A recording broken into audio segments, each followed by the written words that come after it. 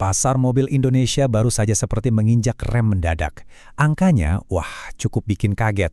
Nah, di pembahasan kali ini kita bakal bedah tuntas apa sih sebetulnya yang terjadi, dan yang lebih penting, sinyal apa yang lagi dikirimkan oleh pasar otomotif kita. Coba bayangin ya, cuma dalam sebulan di bulan Maret 2026, pengiriman mobil dari pabrik atau yang kita kenal sebagai wholesales itu anjlok, terjun bebas hampir 25%. Para ahli di industri ini sampai bilang ini rapor merah loh. Ini semacam sinyal bahaya loh. Oke, yuk kita gali lebih dalam lagi. Ini tuh bukan cuma sekedar penurunan biasa loh. Angka segitu bisa dibilang guncangan buat pasar. Jelas ini bikin kita semua bertanya-tanya, kenapa sih pasar mobil kita ini seolah-olah nginjek rem keras banget di bulan Maret? Oke, untuk menjawab itu semua, kita akan lihat dari beberapa sudut pandang. Pertama, kita bahas dulu penyebab utamanya. Terus, kita lihat tekanan ekonomi yang ada di baliknya. Nggak lupa, kita intip juga peta persaingan yang lagi seru-serunya. Dan terakhir tentu saja, apa artinya ini semua buat kita semua? Sip, kita mulai dulu dari alasan yang paling kelihatan ya. Penyebab yang paling sering disebut-sebut. Nah, ini dia kata Gaikindo, asosiasi industrinya. Menurut mereka, penyebab utamanya ya karena libur lebaran yang panjang. Jelas dong, hari kerja jadi lebih sedikit, jadi wajar kalau penjualan turun. Masuk akal kan? Tapi, tunggu dulu. Kalau kita cuma nyalahin liburan, kayaknya ceritanya nggak lengkap. Soalnya perlambatan ini ternyata lebih dalam dari itu. Efeknya terasa di semua lini loh, dari pabrik sampai ke dealer. Nah, disinilah ceritanya jadi makin menarik. Coba deh lihat angkanya. Penjualan dari dealer ke kita sebagai konsumen itu memang turun, sekitar 14,8%. Tapi, pengiriman dari pabrik ke dealer itu anjloknya lebih parah lagi, sampai 24,58%. Artinya apa? Ini bukan cuma soal orang nunda beli mobil, tapi pabriknya sendiri juga kayaknya lagi ngerem pasokan. Data ini ngasih kita gambaran yang lebih utuh. Jadi gini, bulan Maret emang jelek banget, nggak bisa dipungkiri. Tapi, untungnya penjualan di Januari dan Februari kemarin itu kencang. Jadi kalau dihitung total 3 bulan pertama tahun ini, sebenarnya masih ada pertumbuhan sedikit dibanding tahun lalu. Belum perlu panik, tapi ini jelas lampu kuning yang harus diwaspadai. Oke, sekarang kita coba lihat gambaran yang lebih besar ya.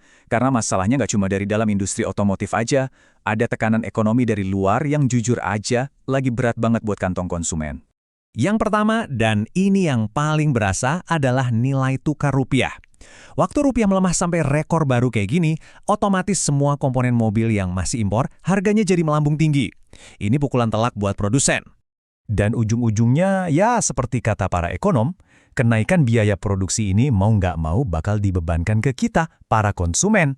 Jadi siap-siap aja, harga mobil baru ada kemungkinan bakal naik. Belum selesai sampai di situ. Tekanan juga datang dari biaya operasional harian. Harga BBM non-subsidi, kayak Dexlite dan Pertamina Dex, kan terus naik tuh. Jadi bukan cuma harga belinya yang makin berat, biaya melihara dan pakai mobilnya sehari-hari pun ikut-ikutan bengkak. Tapi uniknya, di tengah kondisi pasar yang lagi lesu begini, malah ada kejadian yang seru banget buat kita amati. Ada pergeseran kekuatan yang cukup signifikan di antara para pemainnya.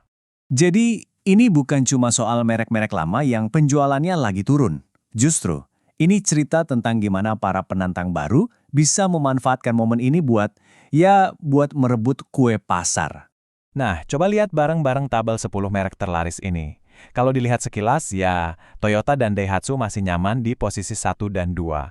Tapi, coba deh fokus ke bagian tengah, ke peringkat 5 dan 6. Ada sesuatu yang menarik di sana. Dan ini dia momen bersejarahnya. Untuk pertama kalinya, BYD, pemain baru dari Tiongkok yang fokus di mobil listrik, penjualannya berhasil nyalip Honda. Memang sih bedanya tipis banget, tapi secara simbolis, ini artinya besar sekali. Ini kayak gempa kecil yang getarannya terasa ke seluruh industri otomotif. Dan ini bukan kejadian iseng ya, ini adalah puncak dari sebuah tren besar. Sekarang, 4 dari 10 merek terlaris itu asalnya dari Tiongkok. Artinya apa? Selera konsumen itu lagi bergeser.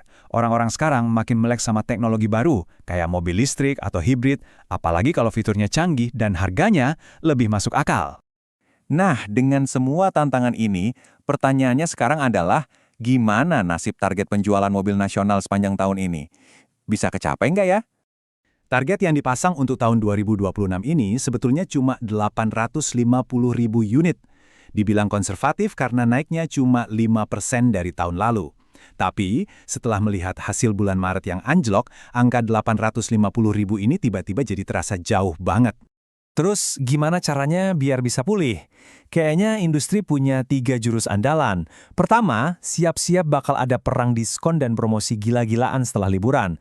Kedua, mereka bakal ngeluarin banyak model baru buat mancing minat kita lagi.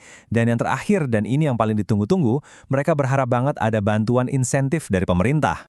Oke, tadi kita udah ngomongin angka, tren industri, dan target-target besar. Sekarang yang paling penting kita bahas yuk apa artinya semua ini buat Anda, terutama yang lagi mikir-mikir mau beli mobil baru.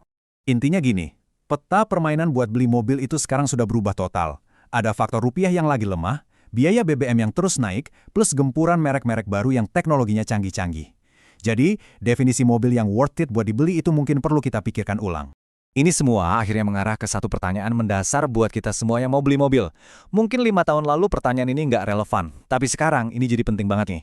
Di tengah pasar yang serba nggak pasti ini, mana yang lebih penting buat mobil Anda selanjutnya? Logo merek yang sudah terkenal di kap mesinnya, atau teknologi dan fitur canggih yang ada di dalamnya? Nah, jawabannya ada di tangan Anda.